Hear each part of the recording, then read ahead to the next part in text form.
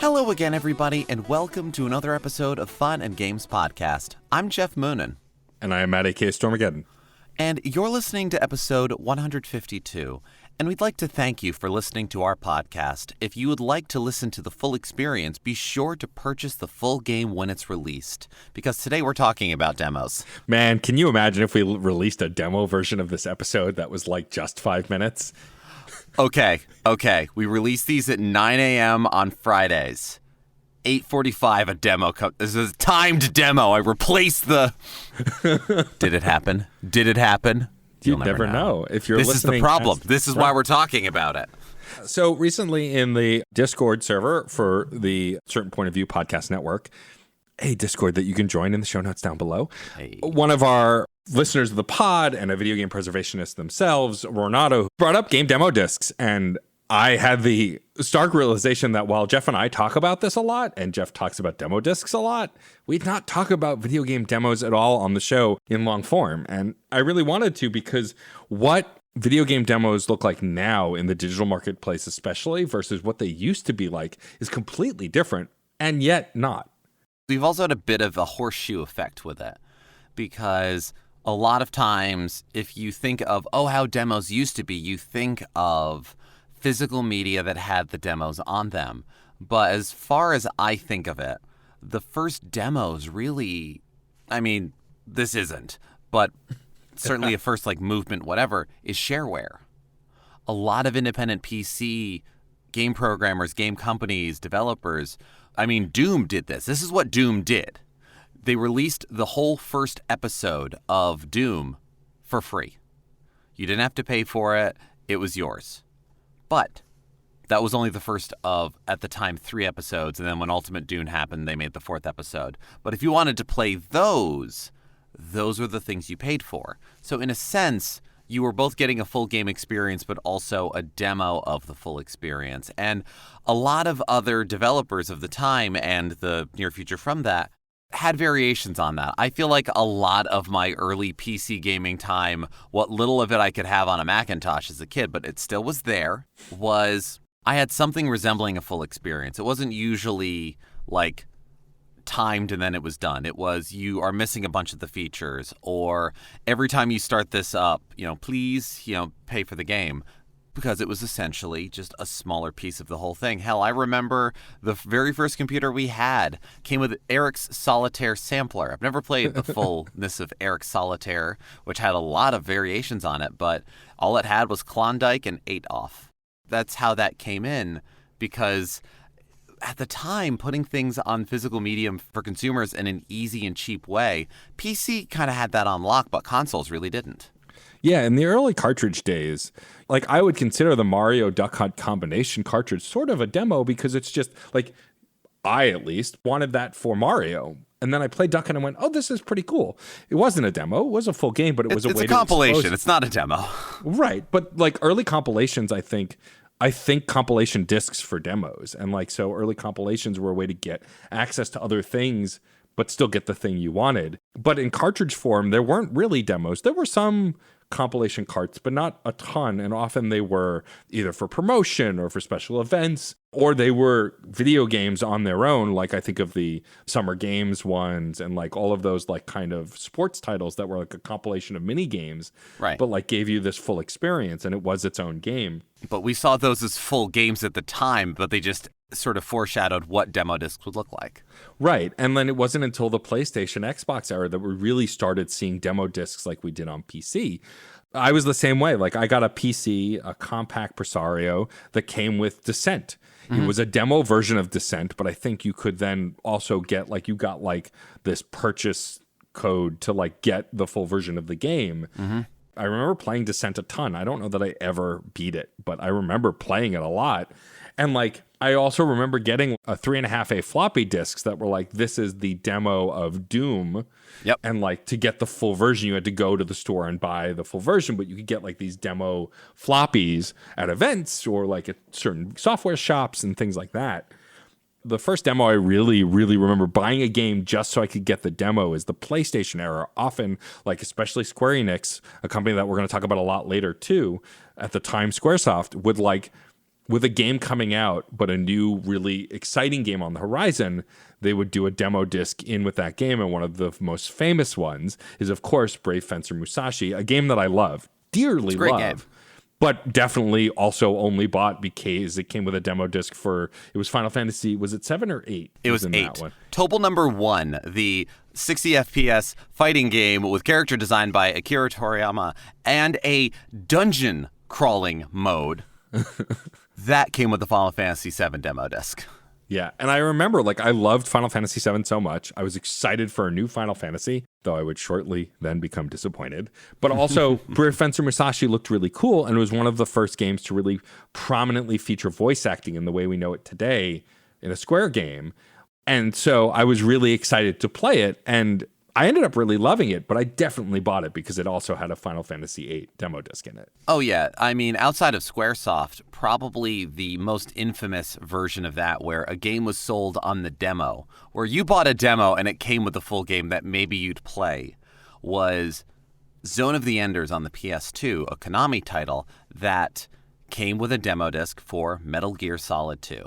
A game in such hot anticipation at the time, people definitely bought the game that Hideo Kojima wanted people to buy so that they could get a demo disc of Metal Gear Solid 2. And all 3 of those games that we've just mentioned here, Final Fantasy VII, 8, and Metal Gear Solid 2, all of them have within them, and the demos displayed this beautifully, a great early set piece to make something exciting and encapsulated.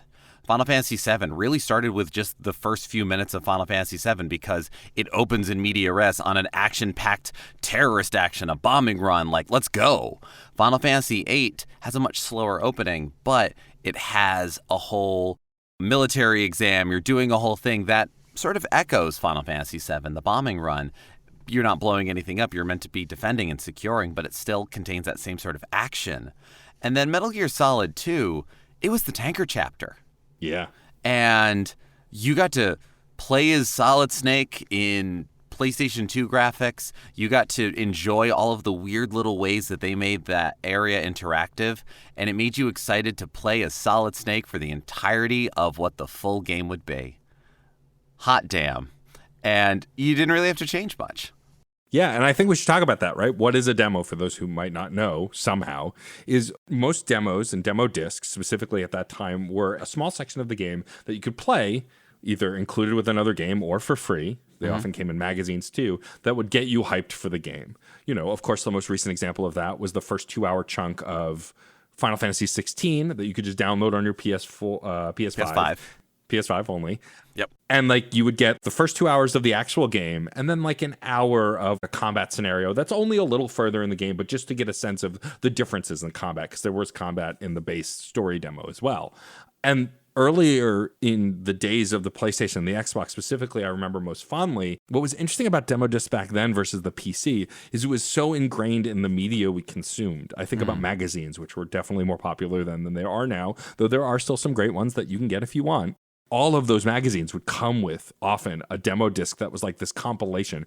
PlayStation Magazine very famously often had demo discs that was just a cavalcade of early moments in many of the PlayStation first-party titles. And my first Crash Bandicoot experience, a franchise that I love and love to hate because it's so difficult, I got my earliest experiences on one of those demo discs from one of those magazines. And I was like, oh, this is fun. I like this wacky character.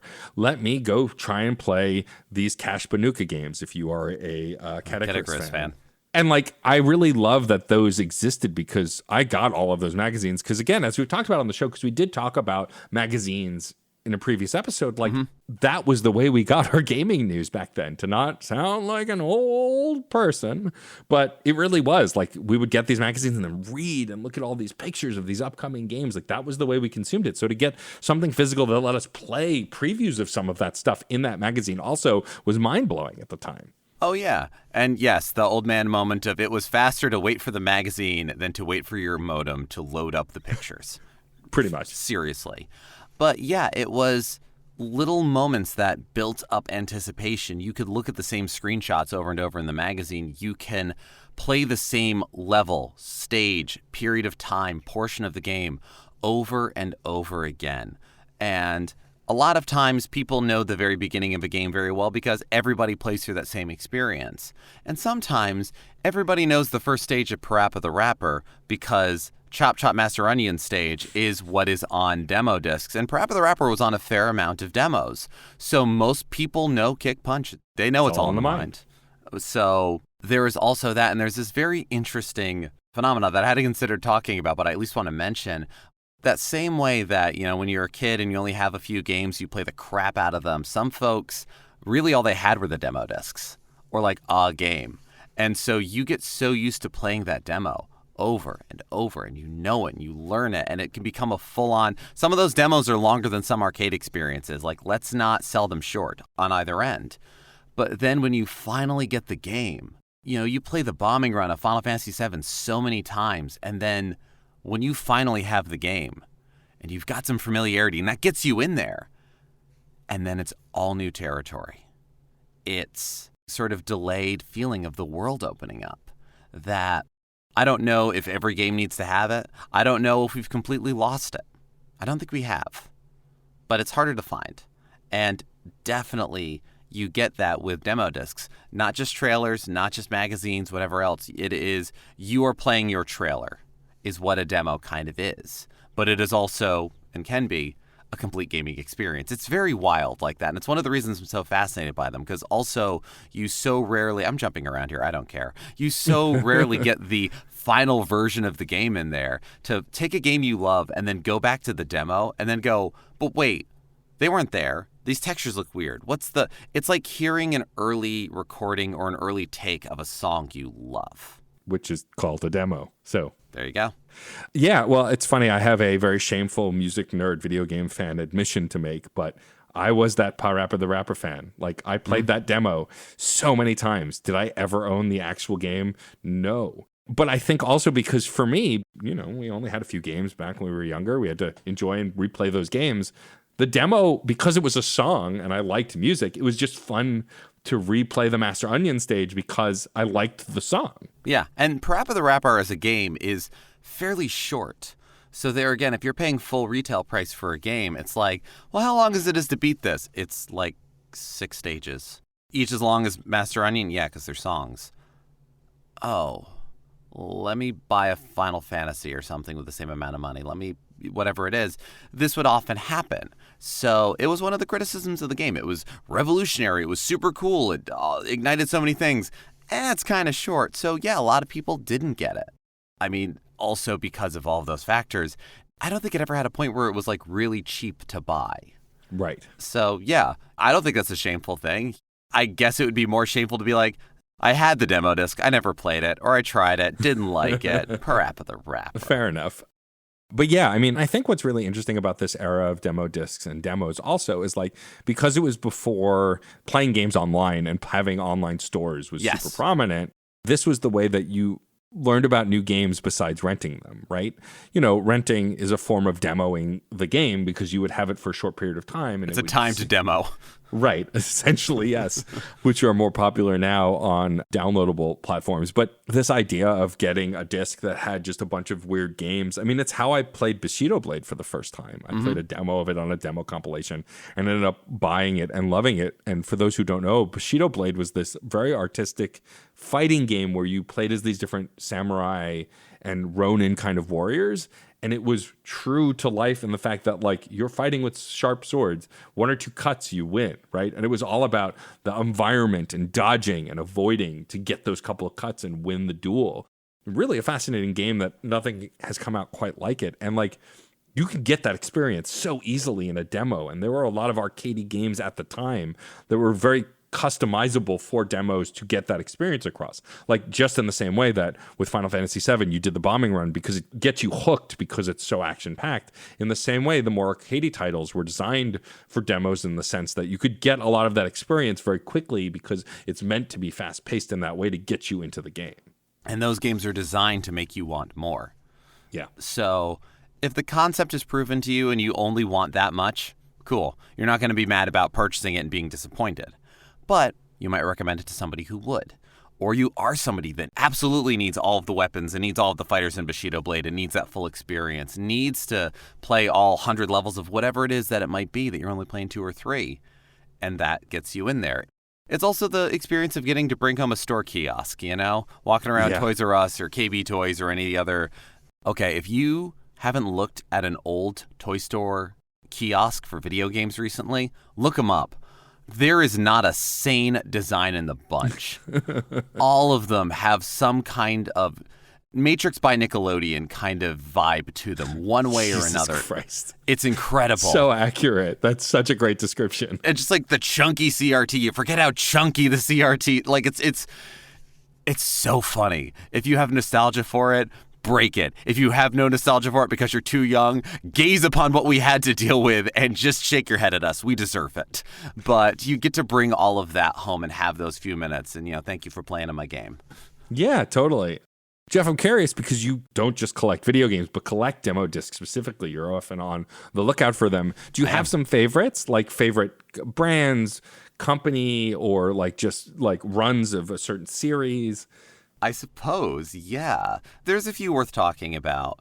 When we talk about demo discs, we usually end up going to PlayStation. Xbox actually did do the cover disc pack-in with the magazine concept also, and very well, in fact. But PlayStation had such a wide variety to them. I was a very big fan of their interactive sampler series, which was the disc that would come with your PlayStation system when you bought it. Like, what a smart idea. They didn't necessarily have the strong first-party pack-in power that Nintendo had. But they get you a demo disc like, do you want to try Crash Bandicoot? Do you want to play some cool sports games? Do you want to play Ridge Racer? Try them out. We got a lot of cool things. And there was definitely a run of them around volumes 3 to 6, I want to say, around that, where their formatting of how they did it was they had little frames, like I think it was 12 frames, like 3x4, something like that, maybe even 4x4 of games, and a couple of videos. And you could rotate the little frames with the R and L button. They'd make a little like whoosh sound to them.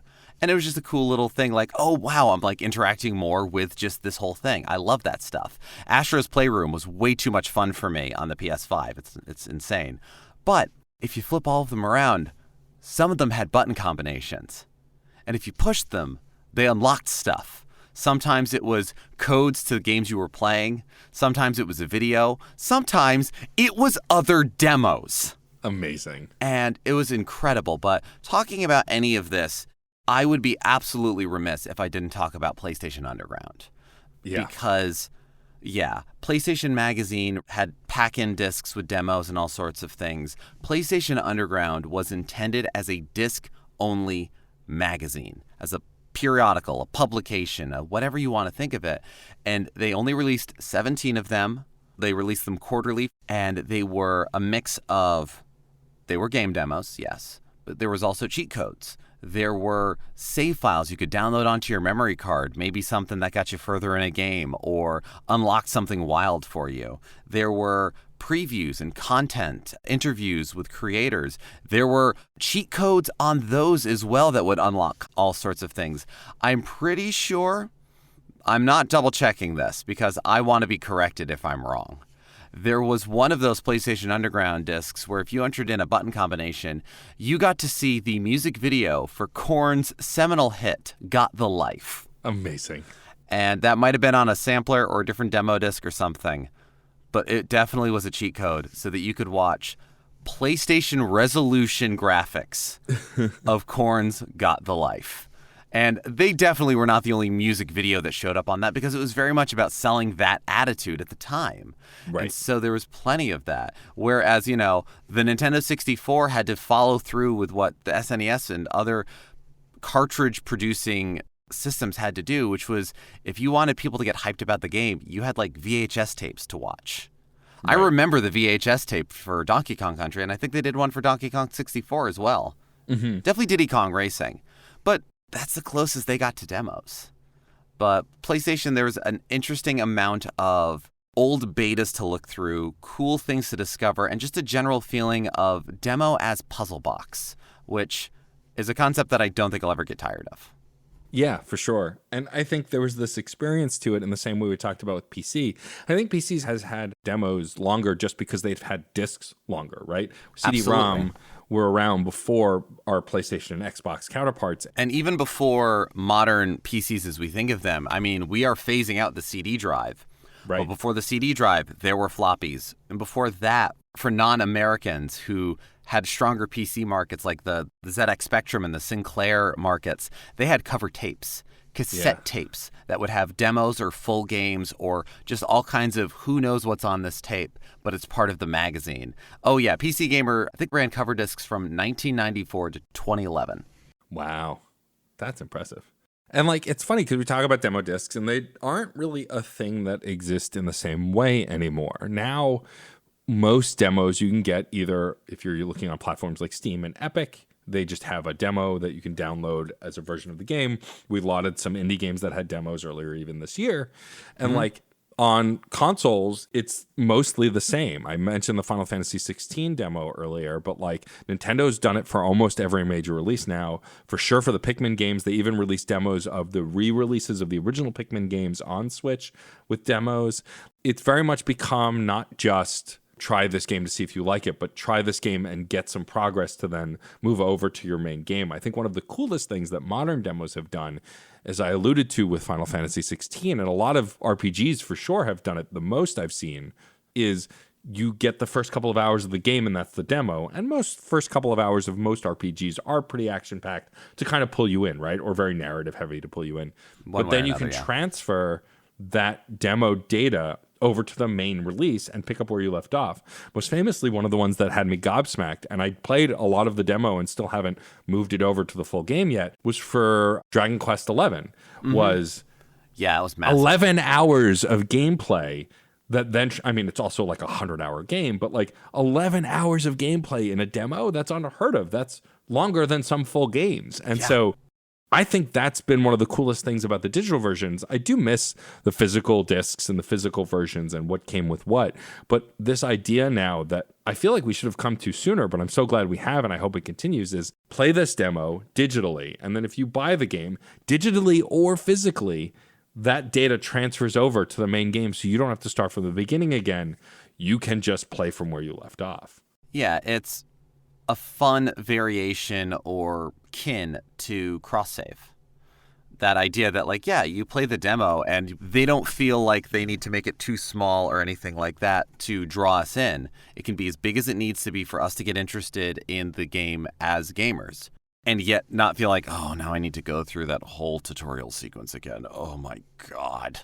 And as tutorial sequences have gotten longer in games, I appreciate that. Demos, there again, you can play the same demo over and over again, provided it's not a timed demo that, you know, you only have it for 48 hours or it's only on the server for a weekend, which is a whole nother kettle of fish as far as preservation goes. But you can take your time there and you can really learn the game and you can get real good in your Groundhog Day loop of however much of the game you have and not feel as though you have to do it one additional time, which might be one time too many when you finally have the full game and you're chomping at the bit to have something new. Yeah, totally. And like, it's funny, you hinted at game preservation. I mean, the biggest thing about demo discs is like these demo discs that Geoff has, they're not in a museum somewhere. Geoff has found them at like used game stores or standees or conventions because people are like, someone wants this. Right. And often Geoff's that someone. And I'm not the only someone. And the collection of that has even gone up in recent years where I still every now and then going into a new used game store, new to me is what I mean. And I ask, like, do you have any demo discs? PS1, Xbox, Saturn, Dreamcast, demo discs. I don't get as many weird looks. I never really got weird looks, but it was sort of a, all right, if you're into that shit, okay, kid, kind of thing. But, you know, sometimes it'll be like, yeah, we had them. And then someone like you came in and bought the lot because that's what I would have done.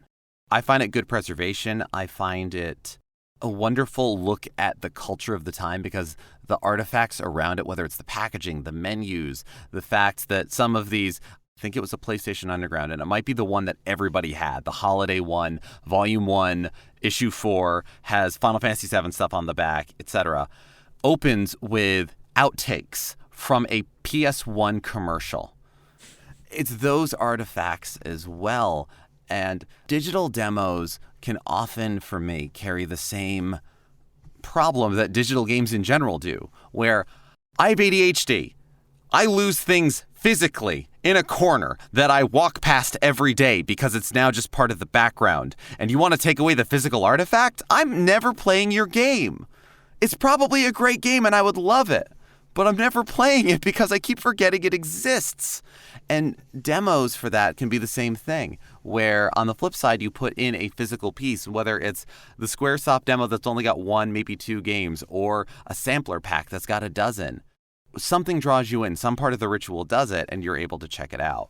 I have gone through some of those demos that let me transfer my save file into the game. I did that with Pokemon Sun and Moon. I did that with Final Fantasy 16. I know I've done that with a few other things. I think Sun and Moon was the first time I did it, why I remember it so well. Those are cool, and if I'm specifically already anticipating the game, I'll do it. If I'm not already anticipating the game, I don't know if I'm going to go through with that, or it will probably go through the same issues, and then I won't start it, and then it won't happen. And so I'm not saying that we need to bring back demo discs. If someone's bringing back demo discs, please, yes, absolutely bring back demo discs. We don't have to, but these are the errors that all of these mediums are heir to. Yeah, I mean, it's funny. I'm inconsistent when it comes to that. Like, I wasn't going to play the 16 demo because I'd seen a lot of great stuff about it. And I was like, I'm buying it anyway. Why bother? And then when I heard that you could transfer the save, I was like, you know what? Let me try it. And I'm grateful that I did, because really it did really even hook me even more. Yeah, because it is like already buying the game. If the demo can transfer over, it is like already buying the game. So that is a great thing. Right. But on the other hand, a game like Sea of Stars that's had a demo on the eShop for a while, I refuse to touch because it's one of my most anticipated games of the year. And what if I don't like it? At least if I've bought it, I've supported the thing that I was excited for. Mm-hmm. It's the opposite of what you want a demo for. Most people are like, I want to see if I like it, because then if I don't like it, I won't buy it. And I'm kind of like, I'm sure I'll love it. It's Sabotage Studios. I love The Messenger, but like, it feels almost untouchable to me until it's released. And so I don't want to touch that demo. On the other side, also talking about the rarity of demos and demo discs and digital demos, there are famous cases of demos for games that never got released that people still laud and value. Absolutely. The most famous, of course, of them is Kojima's PT, which was a demo for an upcoming Silent Hill game that then got canned, but the demo didn't come down right away. And so people like unplugging consoles, Xbox 360s and PS3s, so they can't update, so they don't lose the demo. And people selling entire consoles for tons of money just because it has that one demo on it. That's the only way to find it. And the only reason these things sell for exorbitant prices is because there is no public archive for games. And so you can't go and research this on microfilm about this game. If you don't know what microfilm is, don't worry about it. Ask your local librarian. I'm sure they would love to have the interaction. Right. But it's those things, like, because, like you said, the demos that are digital really don't exist if they're out of sight. Things like this happen where a game that never comes out has this popular demo and there's no way to acquire it now. They're out of sight, off of server, and they can't be sold or transferred in any way other than selling the entire console. Yeah. This is one of the reasons I do like physical games, because of that notion of, oh, let me try the game, whether I like it or not. I love when I'm able to go, do you want to try that game? Either we're hanging out and we're at my place and like, all right, let's play the game, or let me lend you my copy. That is the infamous Shovel Knight story, essentially, of lending you my copy of Shovel Knight on 3DS so that you could play it, and off we go. But that is what demos are. It's the company going, hey man, do you want to try the game out? Try the game out. But if you're not able to transfer that, if you're not able to give that over, and also as far as value of demos, one of the other things I love about demos kind of goes hand in hand with something I love about the PS1 era of games, where you run into weird, wacky edges or things that are just bonkers because you wanted to try something, throw things at the wall, whatever that is. And so there's so many different ways that companies are able to restrict demos or get them to people. Rather infamously, and I'm going to cite my source here, Larry Bundy Jr., who does Fact Hunt, Guru Larry, all that, did a great video on a bunch of demos that were actually the full game, but they just put like some restriction or another. Apparently Yakuza 6, when the demo was first released, it was actually the whole game. There was nothing stopping you, but they had to patch that. sort of thing. But there is a game for the Sega CD. It was on a bunch of things, but I most know for Sega CD, KO Flying Squadron, which is, if not the most expensive Sega CD game to collect right now, is easily in the top 10. It's very fun. It's very anime. Not a lot of copies of it in America, et cetera, et cetera. It had a magazine demo that all they added was when you completed the first stage, it had code to be like, thanks for playing, check out the full thing, whatever, and it would reset to the title screen. The game has a level select code. They didn't take it out. Once you feel good about the first level, skip to the second level, play the whole game. So there was a brief period of time where the demo, the magazine demo for KO Flying Squadron, was the easier way to not spend hundreds of dollars on this. But with the rise of the demo market, with Larry Bundy's video, with all these other things, it's now just as expensive. But you also run into things like that, where there's the whole game, where it's behind this wall or it's past this timer. Well, we'll just get rid of the timer. And now we're kind of not just pirating a game or getting one over. Again, a lot of beta versions, a lot of things change. You are also unlocking a piece of history. And so, yeah, I love that shit. Yeah. It's really astonishing. I mean, you think about movie trailers and TV show trailers now, which exist as well, and all sorts of other stuff, and how they are designed to get you excited for the movie or TV show, and how video games, because they're interactive, of course, something like a demo makes more sense, right? You want to be able to interact with this thing to see if you like it. Yeah. And I just feel like when we had demo discs and when we had certain games paired with other games because they knew it would help sell, moving away from that and going to a more digital market, as you alluded to, makes it more nebulous. I mean, I definitely play less demos now than I did back then. I mean, also that money feeling more finite because I didn't have a job or I had a job that didn't pay much, whereas now I have a good job and so I can spend all my money on video games if I want. I mean, then I wouldn't eat, but you know, adult. Right. But like, it's this idea that now, because I guess I'm less worried about wasting money, whatever that means, I'm less inclined to play demos. I'll just pick up the game. Like, even if they put out a demo for Spider-Man 2 or Alan Wake this year, they're two of my most anticipated sequels ever, so I'd probably just buy them and not play the demo, right? I just want to play the game when it comes out. Like I said with the Sea of Stars example. But then again, I feel like demos feel less important now. And I don't know if that's true. I think it's more of just a personal view of it, that I feel like they're less important because of where I am in life, where I am with my gaming habits in life, of course, being very lucky enough to get review codes for certain games. Like, whereas I'm curious how the average video game player feels about them, or even the less than average. And what I mean by that is someone who maybe only plays a couple games a year. Like, those kinds of people might value them more because they have to pick and choose what they're going to play because they don't play a lot. Right. This is one of those, how do people find their games? For folks like you and me, Matt, really, the concept of the demo or the demo disc, even as we classically think of it, never fully died. It just goes into weird corners. And nowadays you mostly see a demo worth playing when the game itself is fairly meta. The demo for Lil Gator game had a lot of fun with talking about, oh, we're still working on that, and like putting in little cute winks and nods to the fact that it's all still in progress and we're making the experience for you. The demo for the Stanley Parable had nothing of the original game. It's entirely its own thing about creating a demo that introduces you to the concept of the sort of relationship you will have with this narrator. That's exactly what Stanley Parable should do, because anything else is to let down the concept. Right. But also, in that same way that, as I mentioned, demo discs seem a little, not actually, but they seem inextricably linked with the PS1 generation of games, there's been a real vogue of horror games and of PS1 era, N64 era graphic games. And there is a whole channel, group, jam, whatever you want to call it, on Itch called Haunted PS1 that does annual like jams, contest things. I'm pretty sure it's that. Either way, what I do know, because I haven't talked to these guys, I'm just basing this off my own observations. This is some little improv journalism.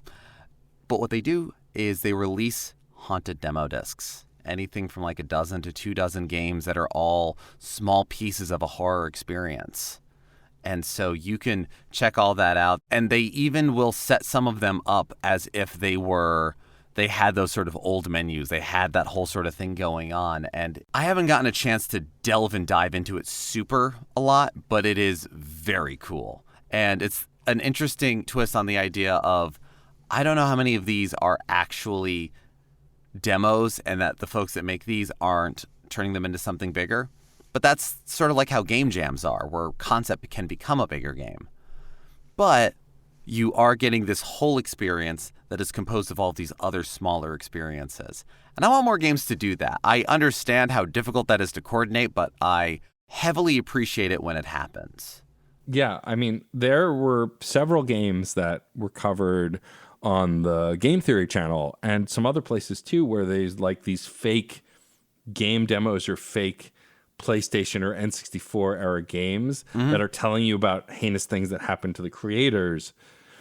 And they're really interesting. There are a few famous ones. I can't remember the names of any of them now. They're escaping me. But like watching people play these games that are built to be this kind of game and then also having this like creepypasta element is something really interesting that we don't see with, I mean, there are some pixel games. I think Omori, a full released game that came out not that long ago, is very much playing on the Earthbound era of games while still telling a very sad, depressing, and horror-themed story. Right.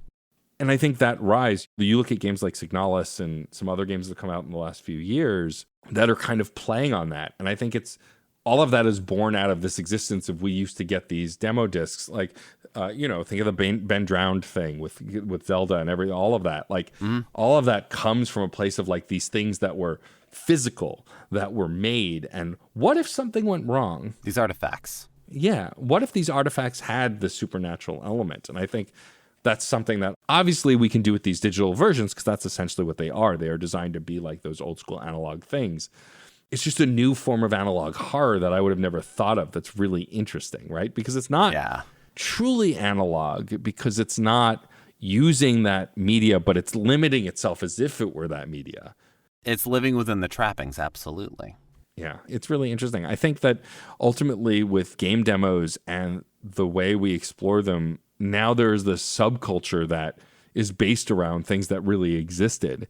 And I think it's so common for games to have demos now, especially digital releases.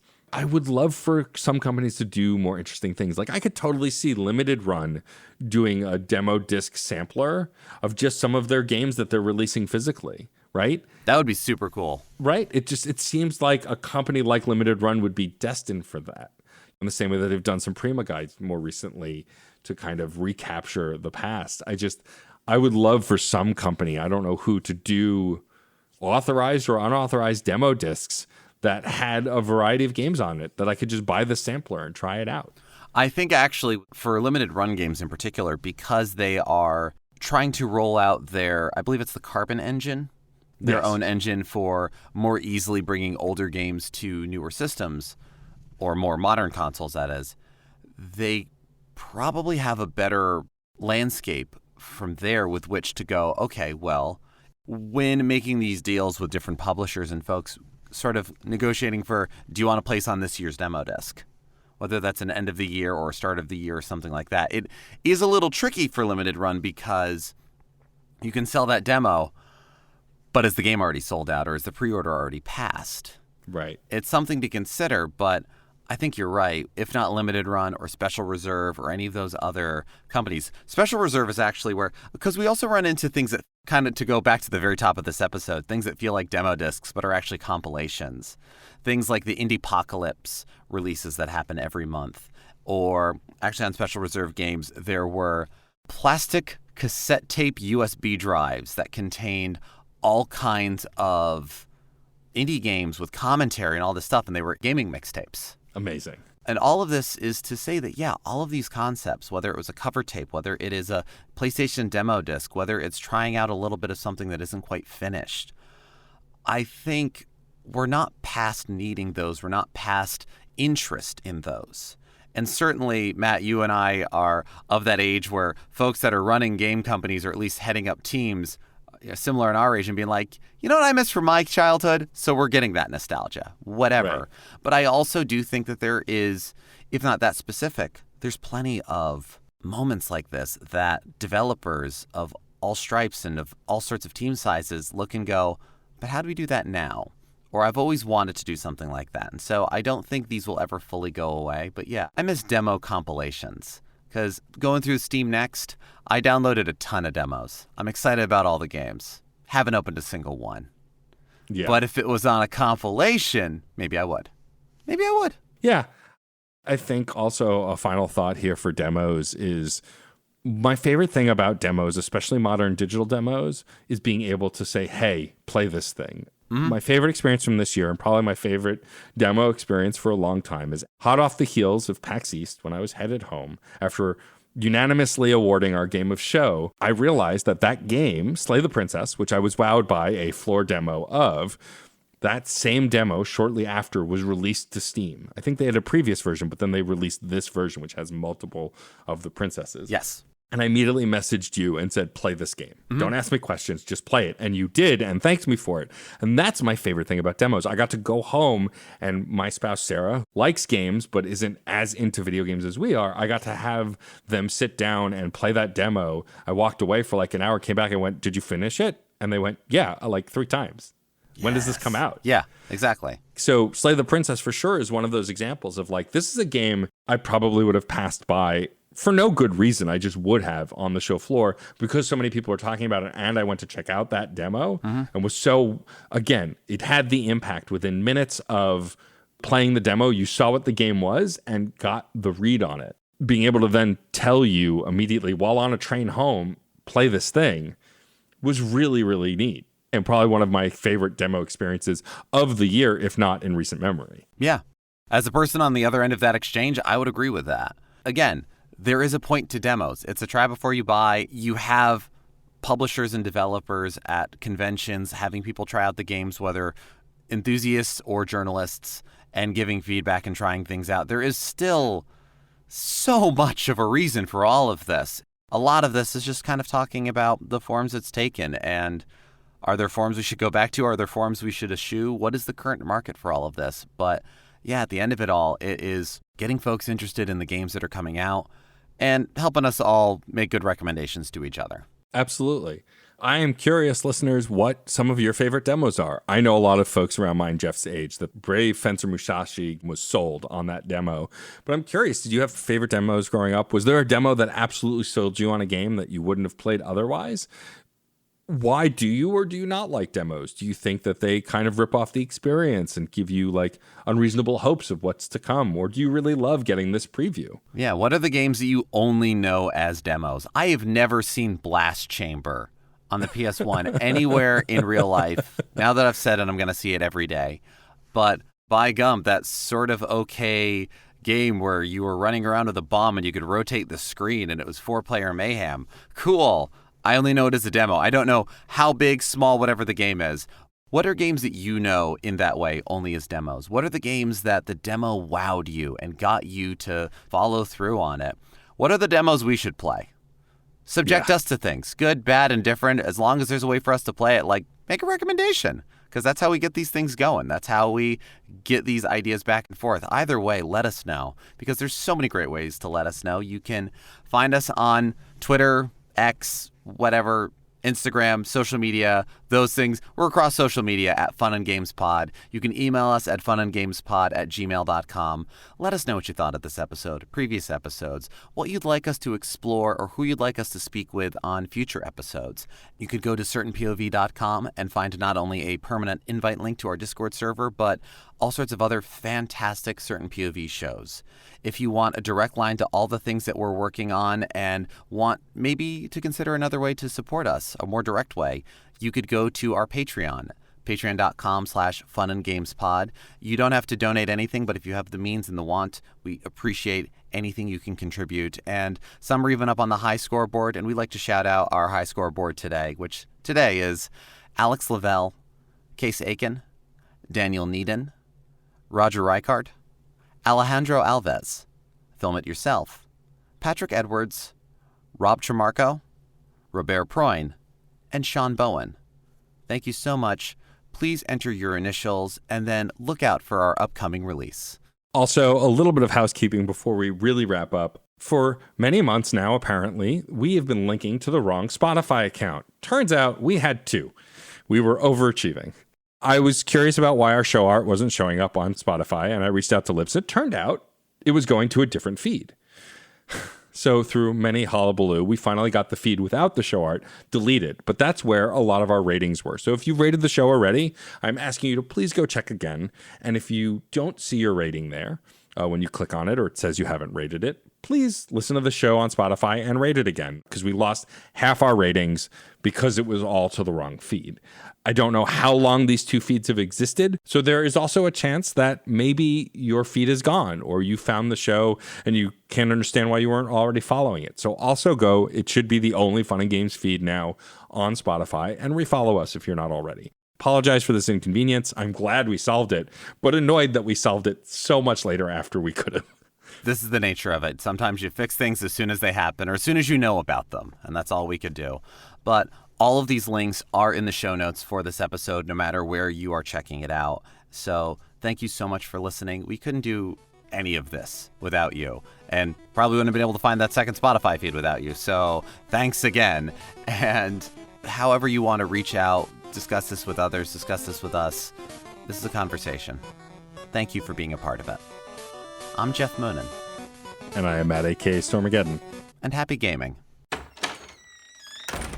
Hey. Oh, hey, Geoff. What's going on, guys? Oh, talking about Superman. Oh, cool. I could talk about Superman. I could talk some more about Superman. We know. I'll bet a few people would want to get in on this. I'm down. You know it. That sounds like fun. I'll do it. Cool, let's do it. We can call the show Men of Steel. And you can find it at certainpov.com. Or wherever you get your podcasts. Yay. CPOV. CertainPOV.com.